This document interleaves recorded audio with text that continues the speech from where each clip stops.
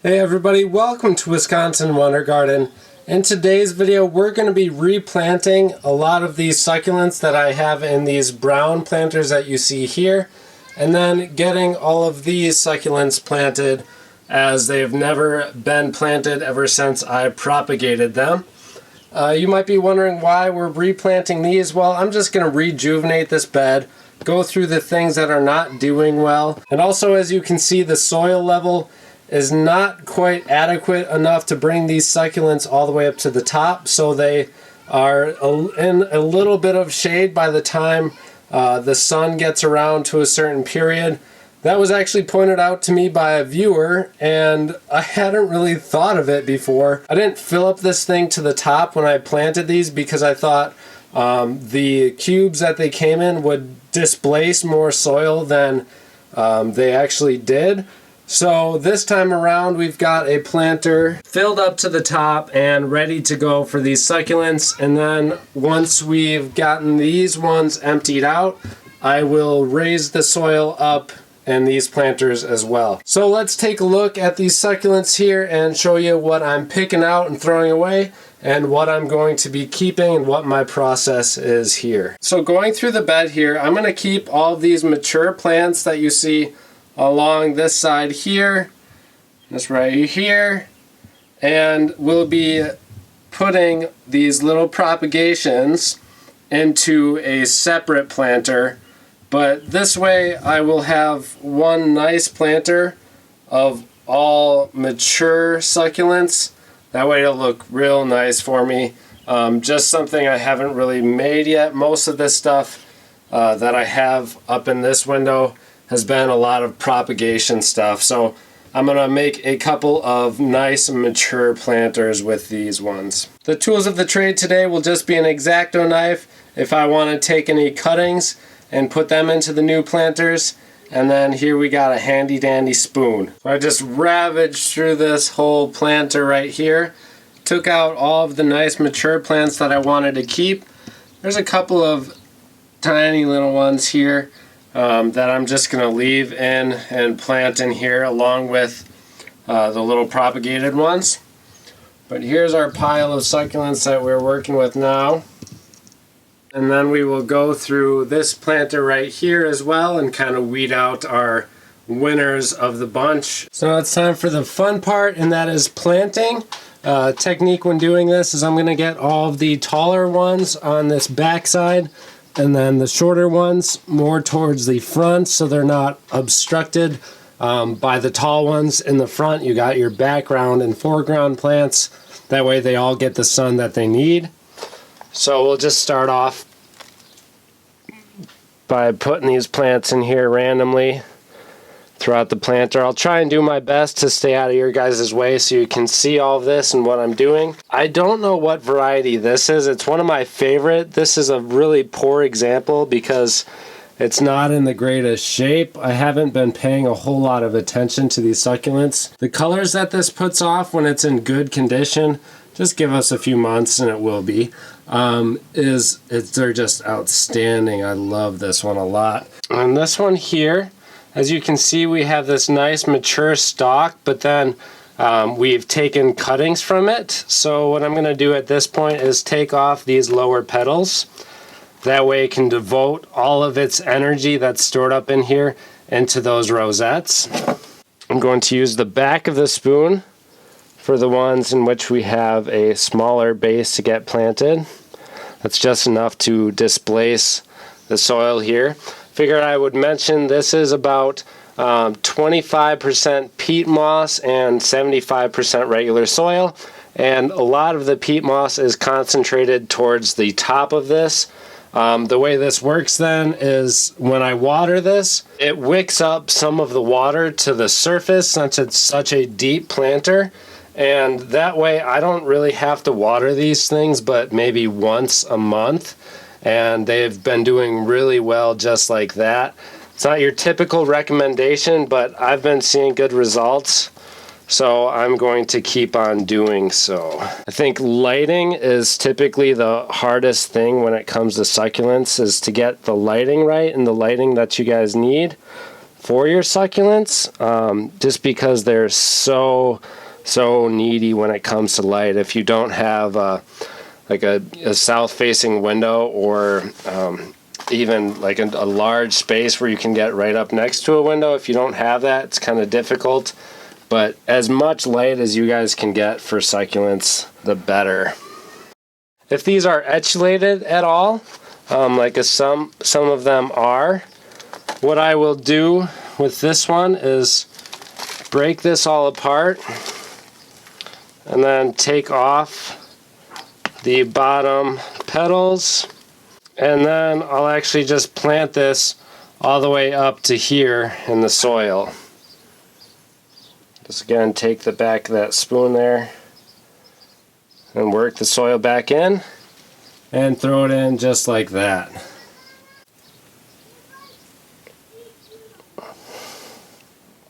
Here's an example again. We'll just take that and shove it straight down into the soil. And then if you get some that are really long, like this one here, I'll just grab it, twist it right off, and plant it like so. I always stress the fact that you guys, a lot of the times it's recommended that you let these plants sit for a couple of days if you do cut them at all. You know, if you're taking cuttings, people say let it sit and callus over. You can do that if you want to. If you want to take that extra time and do it, but if you're in a production phase right now and you're in the process of getting plants moved over, I've never ever found that it's completely necessary to do that. I haven't found any difference one way or the other. All I will do is adjust my watering a little bit. I'm not going to give it a full watering like the very first day after I planted these succulents. Instead, I will just wait a couple of days and then I'll water like normal. So this way you don't have to stop what you're doing and set everything aside and let it sit. Instead, just get it all planted and then watch your watering. I haven't found any problems with doing it that way, so that's what I always tell people to do. Throw it right into the soil and then adjust your watering. This one's looking a little bit rough. It kind of seems like it's got some dry cracks along it, like it maybe had some damage at some point. See how it looks kind of damaged in those areas where it darkens up, and then you see some scarring there. That might have been from when I had a bug infestation. I took care of that just by spraying them off every day. So hopefully over time this thing gets back to health, but for right now that's most likely what caused that, is when I had that infestation. It's another video topic that I'll probably have in the future, but for this one I'm going to take it, twist off that top there, and just get this rosette planted. We got lots of spare petals all around. I'm going to plant them a little bit close. As they grow larger, if I need to give them more space, I will do that. But for right now, this spacing will be fine. In fact, it'll probably be fine for many, many months to come. And not too worried about it, because transplanting succulents is a simple and quick chore if you got to do it. It's just going to allow me to grow many more plants and get to observe many more of them as well, instead of just having, you know, most people will do one succulent in each pot, so they'll have like a bunch of pots. So for instance, in this space I could only have like 5 or 6 different plants, when instead, since I'm using this whole planter here, I can grow a couple of dozen in a single planter really super easy. I just find it more rewarding, and it's a lot more fun to do it this way instead of having single pots.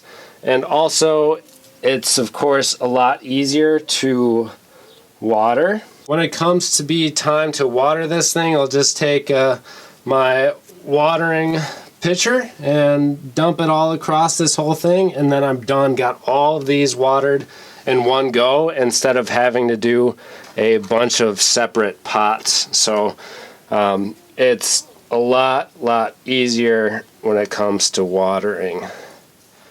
Let's see what else we got here. Here we're starting to get to the plugs that I had not transplanted since I propagated them. Those I'll put over here. This Graptosedum paraguayse, I'll keep that. It's one of my favorites, so I typically grow a lot of those. Next to the Pearly von Nurnberg, it's one of my favorites when it comes to a nice mature plant. But these Pearly von Nurnbergs I'm trying to grow more, as I've kind of emphasized in this video. They are just gorgeous once they are full grown. You get a nice like deep hue with that color. You see that purple on there. So I'm going to put the other Pearly von over there too. We've got some chocolate soldiers right here. Looks like a good spot for it right there. Chocolate soldier is cool because it's got that felt-like covering. It's like covered in hairs. Really unique one. And this was a succulent that we had growing outside of a storefront in Cedarburg. I asked the owner. They said they weren't sure what it was, but I could definitely take some of it. It grows nice and long. It was the piece I took a cutting from was about 2.5 feet long, and the petals got about the size of a nickel, I would say. So about almost 2 times as large as they are right now. Really interesting plant, so glad I picked that up. And we got the moonstones here. Once your succulents get to this point where you've got roots growing out of it and then the petals still attached, if you guys want to, you can just take that, twist off the petal, and you'll be left with your propagated succulent ready to grow without that petal. You can just leave it on there and let it wilt away if you want. Again, it's a preference thing. It's up to you if you want to take it off or not. Doesn't really make a difference as far as growth goes. Throw that moonstone right over here. Get the soil covering all of those little delicate roots. I don't want those to dry up. Let's see what else we got here. I'll throw that off to the side for now. It's an Echeveria variety. Not sure what kind. We'll throw that off to the side. This is a type of sedum here. And this one's a little bit etulated, so I'm just going to take off a couple of the leaves again and throw that all the way down into the soil. Roots will start to shoot off of the different nodes of the plant, so even if that stalk is all the way in the soil, it'll start to grow roots everywhere where it's in contact with the soil. We've got these chain succulents. These will go into the back in a couple of different areas. Throw one right there, maybe one right off to this side. There we go. Here's a nice Aeonium kiwi. That's what we've been propagating and working on, so that's going to be a gorgeous plant in some time from now. Got a nice open spot for it over on this side here that we are going to utilize. Throwing all the soil that's necessary around it. This is another variety that I don't know what it is. It's got some interesting colors to it. So it's like greenish, then it's got some purple tint to it. Really interesting. I'm not sure what it is. If you guys do with any of these plants that I'm not sure what they are, just tag the time in the comments and then the species. I don't take a whole lot of time to figure out what these are because I'm not selling them or anything. I'm not a succulent expert.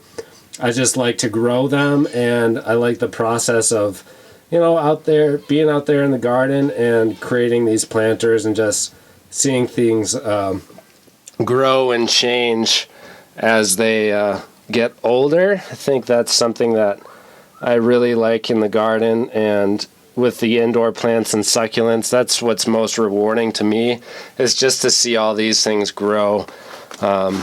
So if you guys know that name, just tag the time and leave a comment.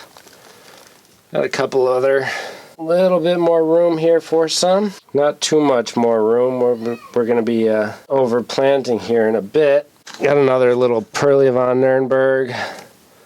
Want to get that in there so I can start paying attention to it. This is a Pearly von Nurnberg that's in really rough shape. It's actually green, and they're not supposed to be green at all, so it's not very happy. I guess I'll throw this in here because it's another, I don't know if it's a chocolate soldier or what that is, but it's got that velvety tips on it. Grow that because I don't have very many of them. When doing this, you'll see that you'll get dirt over the succulents. All you gotta do then is just kind of spray them off. That'll be your best bet to make sure that you avoid any rot or disease.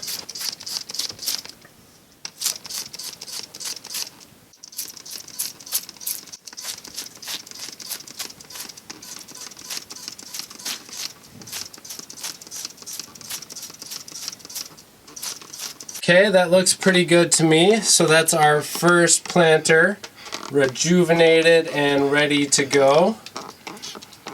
Now I'm going to do the same thing with this one. These ones are really leggy and haven't gotten a whole lot of sunlight, as you can see. A lot of them are etulated, and I have been taking cuttings from them and using them as propagation tools to grow different rosettes. So as they grow up, like up to this point, I keep on taking cuttings from it. So that's why they look a little bit more etulated than they actually are, is because I kind of purposefully want them to be, but now's the time where I want to kind of stop doing that and get a few nice showmanship type succulents that I can grow for the long term instead of a bunch of different propagated ones. Instead of showing you the whole process for this one like we just did, I'm going to get this one all tended up and replanted. Then I'll show you guys what it looks like afterwards. Here we've completed this next planter. We do have all of the small little rosettes that I salvaged out of that little planter and got them out in the front. But as you guys can see, I've kind of changed my mind on some of the other ones. The more mature, what most people would call etulated succulents here. With these ones, instead of topping them off and taking the cuttings and rosettes and planting them, I just enjoyed the way they look too much to do that, so I decided to keep them growing like this. As they do keep on growing, the stalks will get thicker and stronger, and then the rosettes will also do the same thing. Like this one here, I just think it looks really cool as they start to branch off like that and grow up vertically. I just couldn't bring myself to cutting these things all apart because I thought they, like I always say, I think they add an interesting look instead of your typical succulent growth that people have in their beds. As far as these other ones, as long as they get enough light, hopefully they'll stay compact and the rosettes will grow nicely. Again, that is one of the biggest challenges when it comes to growing succulents, unless you have some supplemental light. And in this area here, I don't have any supplemental light because it's my son's playroom. So I don't want all of that extra light in here while he's here. So we just have the natural sunlight here, which is okay for the most part. They do fine as long as I just keep on topping the rosettes and planting those until the rosettes get bigger and bigger. That's been working just fine so far. But again, I like the unique characteristics that these ones have too. It's going to be cool to watch these rosettes get larger on the end of these stalks here. So that's it for me today. I cannot do any more work with these succulents. As you can see, we've got a lot done. These two planters were fully cleaned up, rejuvenated, and now that the soil is up at the correct level, hopefully they get a lot more sunlight too. Thank you guys so much for watching. I hope you have a wonderful gardening adventure. We'll see you in the next video.